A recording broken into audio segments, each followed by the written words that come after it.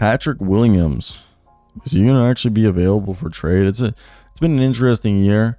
And you know what's something crazy? I've brought this up before. Patrick Williams has averaged the same stats since college. No, like I'm not dissing him or anything, but it's basically been the same guy for like the last 4 years, which is definitely interesting. And I don't know how much the blame is the Chicago Bulls for that development, but this year, back-to-back years now being like 10 points per game. But yeah, he's been a guy who's been, I think, 9 in college as well. Just a guy who averages like 10 points a game, shoots pretty efficiently from the floor. Not on a high volume, but you know, he shoots a career 47% this year, shooting at 44, 10 points a night this season, just under 40% from 3, 4 rebounds, 1.5 assists.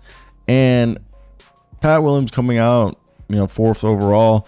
He kind of, like, he was supposed to be, you know, the hype was like this Jonathan Isaac, Kawhi Leonard defensive, like obviously those were like, if everything worked out perfectly, he was supposed to be this two-way, huge-handed, like the hands were a big thing because everyone kept saying the hands were like Kawhi Leonard's. He had like literally, he very much, so physically very reminiscent to Kawhi Leonard. Huge hands, long arms, thick legs, all of which he's shown that he uses well in the defensive end. He can jump the passing lanes. He pickpockets ball handlers and protects the paint.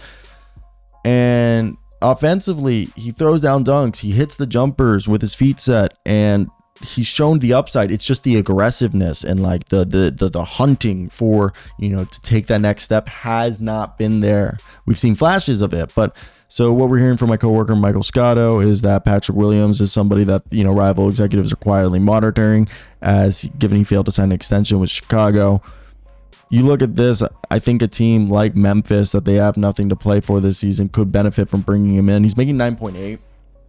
Another team, the Wizards, if you just want to get his rights to pick him up for next year, I think is another great thing that a team like the Wizards, you get his restricted free agency, bring him back on the qualifying offer, or bring him on back on a really cheap deal, like 3-year, $30 million, on like the non-taxpayer mid-level exception. So if he does play well, you're able to trade him, because at the very least, he's a two-way dude. Like we're hearing Isaac Okoro supposedly going to get $14 million a year annually, and if Isaac Okoro is going to get $14 million a year, I'm sorry, ladies and gentlemen, I think Patrick Williams can get in that realm too. I think they're both equally valued the same. It's just text. I think I've always loved Okoro. Okay, I've always loved Okoro. So maybe I think Okoro is just a tap bit better defensively, and they're not far off offensively. It's just, but I think Patrick Williams still has shown better flashes, especially with the 3-point shooting being as good as it is that Patrick Williams has. It just makes sense that I think he would be someone that would be deemed a commodity if he truly is available, and I would go after him if I were a rebuilding team like Portland, Spurs, Washington, Charlotte.